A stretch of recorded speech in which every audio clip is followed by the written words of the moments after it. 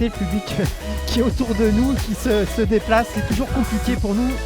Allez, ce corner dans la surface et même l'ouverture du score pour cette équipe du Havre sur ce corner mal dégagé par l'AS Saint-Etienne.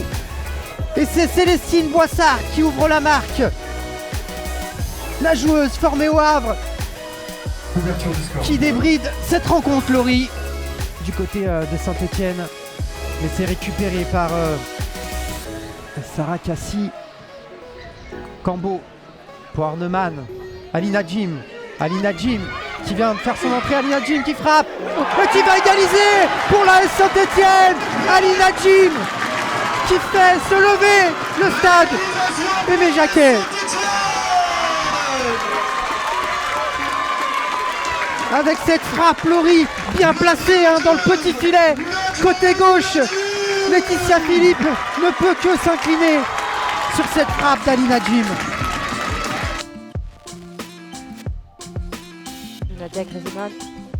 Donc le corner toujours pied gauche, toujours rentrant. Cette fois-ci, il y a une Dijonnaise à la retombée. Encore un cafouillage et cette fois-ci, le cafouillage sera au bénéfice de Dijon avec a priori Lina Gay pour ouvrir le score dans cette partie. Dijon 1, Strasbourg 0.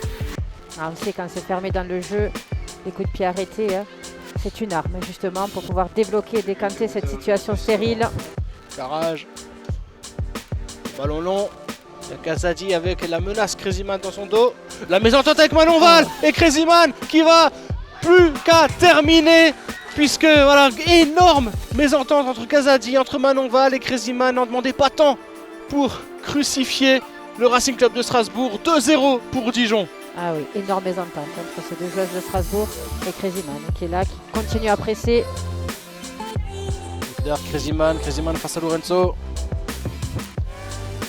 Crazyman face à Lorenzo. Précédemment, la Polonaise avait pris l'ascendant et pour l'instant, elle est en train de prendre l'ascendant parce qu'elle force la Portugaise à reculer. Et elle a tellement forcé la Portugaise à reculer qu'elle a pu rentrer dans la surface de réparation et ensuite pied fermé, pied droit, trompé Manon Val. 3-0. Nadia Crazyman encore une fois.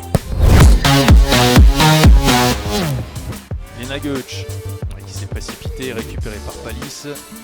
Qui se rattrape après.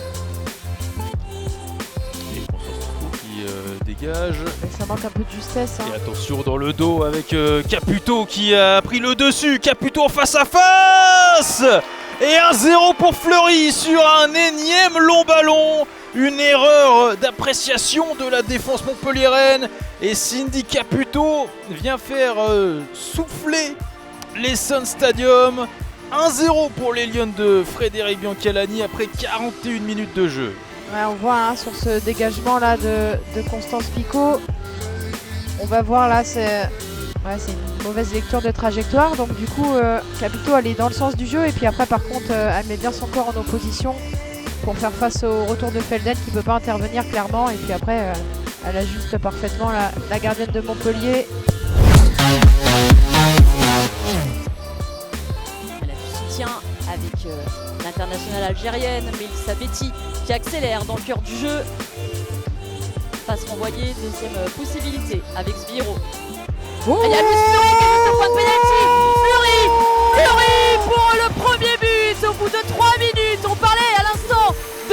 décisive.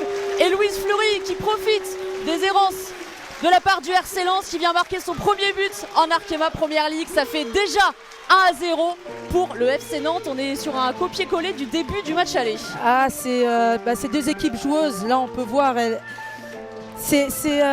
Comment je pourrais dire ça? C'est malheureux pour ces Lensoises parce qu'elles avaient dans l'animation, elles étaient offensives et tout, etc. Ouais, c'est bien fait avec cette récupération de Réville qui va directement centrer dans la surface. Elle est inarrêtable. Elle marque d'égalité titulaire. Aude Belgissi pour l'égalisation lensoise. C'est vraiment, Mélanie, capitaine courage. Quelle efficacité. Quelle efficacité, quelle aura, il lui en faut qu'une. Il lui en faut qu'une pour la mettre au fond. Là, on revoit la gardienne qui ne sait pas ce qu'elle doit faire. Elle est entre deux. Le centre est aussi bien amené par Révéli. Le corner de Rabanne, boxé en une par Anderson. En une. Toloba. Et le but derrière de Mariam Toloba, l'international belge, qui permet aux Nantaises de repasser devant. Quelle frappe encore une fois, mais cette fois le poteau n'a pas sauvé Maddie Anderson. On revoit ici boxer. La gardienne qui boxe. Et là on le disait, Mélanie, en une. Saoud qui laisse pour Toloba. Elle se couche sur le ballon derrière la gardienne. Ouais, elle peut rien faire la gardienne. Elle est masquée un peu, je pense. Louane Archier. Le centre en première intention pour PJC. Jeudi en retrait maintenant pour Polito. On joue sur Babou. Essaye de passer. Et la tête de PJC pour le doublé.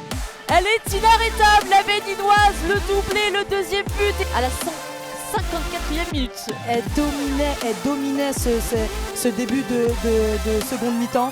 Et là, elles ont marqué sur un temps fort. Et elle est là la différence.